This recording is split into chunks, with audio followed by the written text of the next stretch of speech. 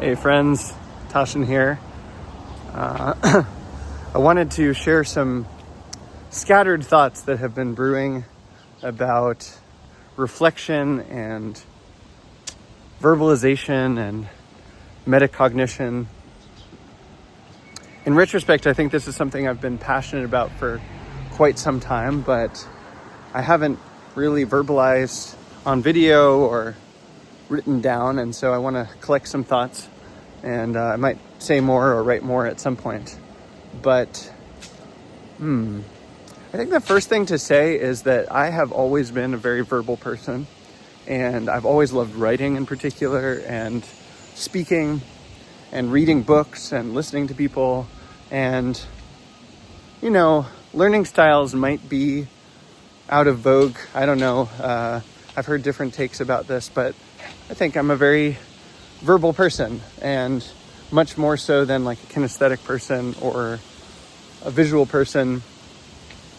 I've learned things about those skills as well over time, but I feel like the most intuitive one for me has always been words, and words come easily to me, and I have a lot to say, and I do that through writing and speaking and tweeting and conversations. And the more I learn and grow, the more I have to say. And, I spent a lot of my 20s in meditation, spirituality, Buddhist circles. And those are not circles that necessarily welcome or endorse verbalization. In fact, in some cases, they shame it. And I've been shamed in those communities and other communities at times for being very verbal. And, some of that's also social skills and attunement and whatever, which I've had to work a lot on. I'm always working on. But, I've come to understand why meditation communities and spirituality communities might deprioritize speaking and thinking and verbalization and concepts. I've come to have an appreciation for,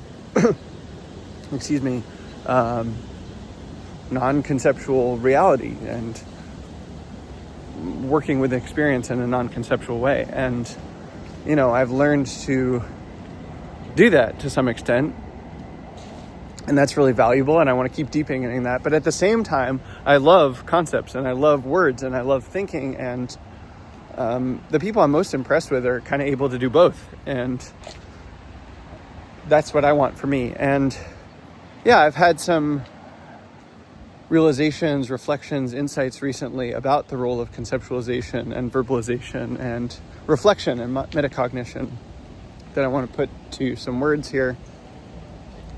I'm remembering that when I first started regularly leading loving kindness meditations, I'd done it on and off at different points, but it became a more regular part of my life in 2021.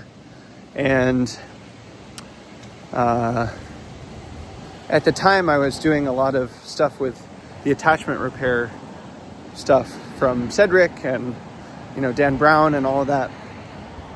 And I was reading the attachment repair textbook that Dan Brown and some others wrote, which is a really incredible book. And in fact, thinking about this now makes me want to go back to it and dive deeper into that work. There's still work to be done with all of that. But I was doing a deep dive into it at the time, and one of the things they talked about is metacognition. And I wish I could find this passage again, but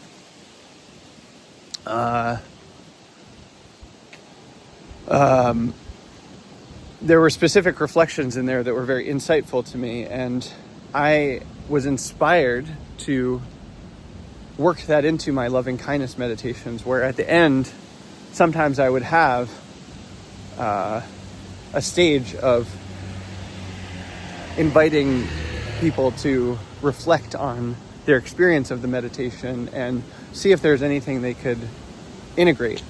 Like, oh, I noticed that I was sleepy, and then when I changed my breathing, it was easier to work with that. Or, oh, I noticed that it was hard to love such and such a person, but when I switched to this person, it was easier. Or, oh, I noticed that words were hard for me, but actually when I brought up images of people smiling, that was just really easy to feel love for. And I think an important part of loving kindness meditation is coming to know yourself and knowing what kinds of thoughts, whether they're mental talk or mental image, help generate feelings of love in the body. And I think that's an important part of meditation more generally, is learning from your experience and doing more of what works and less of what doesn't. And I mean, that's basically right effort, right? And I think it's even more broad than that, that everything in life benefits from you reflecting on your experiences and learning from them and really digesting them. And this has been the big insight recently, is for me at least, taking time to reflect on and verbalize my experience or my thoughts or what I'm learning or how I'm growing really helps me to digest what I'm learning. And when I put what I've learned into words, whether they're spoken or written, it's as if not only do I really solidify and integrate what I've learned, but it also paradoxically makes space for new learning.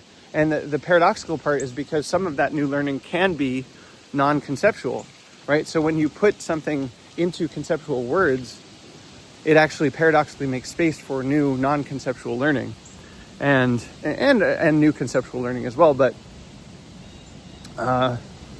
that's been my experience, at least, is that taking the time to reflect on my experience is so helpful, and in particular putting into words, whether I just say them to myself or say them aloud to someone else, or one of these videos, or in my journals, or on Twitter, whatever it is. Different learnings benefit from speech or writing or private or public, whatever. It doesn't really matter. The point is to reflect on your experience and to digest it verbally in some way, and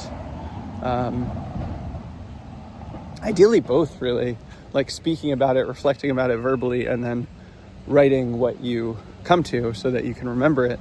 And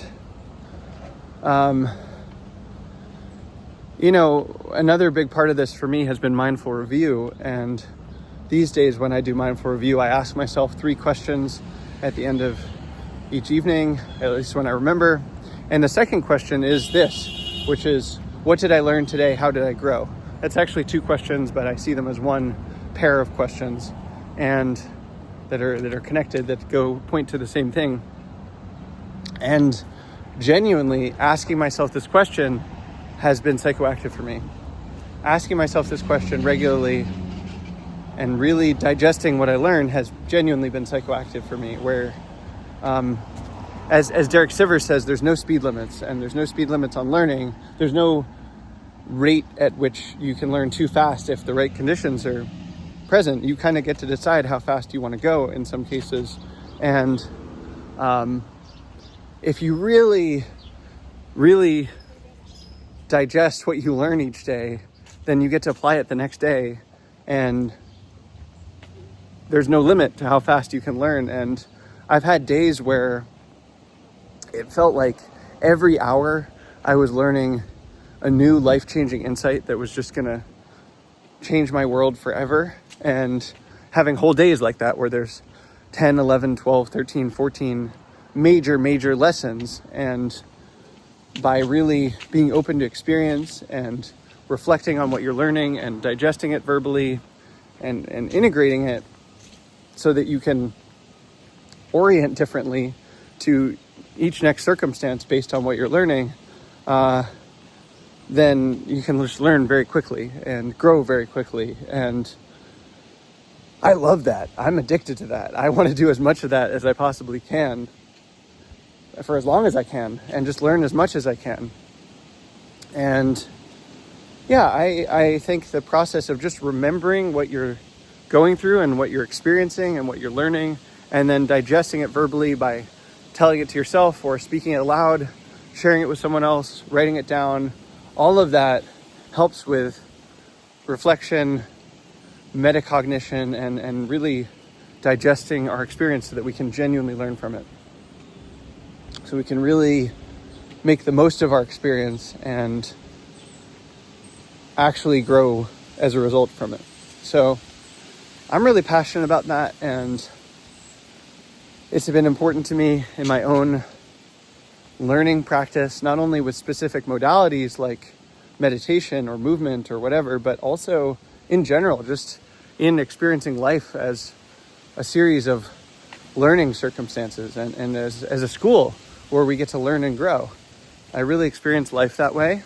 And if we orient towards life as a school that we can learn from, then that just opens up all kinds of lessons that we might otherwise be kind of closed to or not notice or not learn as quickly as we possibly could. And, sometimes it's overwhelming to learn quickly, so you can also slow down. But for me, I want to generally speed up and learn more things more deeply at a faster rate. So that's, I have a piece of writing about this also, which is alter to the universe as a school or something like that. Or alter to the school of the universe. I'll link it in there, but as well as the mindful review one. And if I forget, just put a comment. But yeah, those are some reflections on meta-cognition and the value of articulating your experience verbally and writing it down. I've been so grateful to learn more about this and how useful it is, and to be applying that in my life. And I wanted to share it with you because I'm excited about it, and hopefully it's of some use to you too. All right, sending you love, friends. Be well. Take care.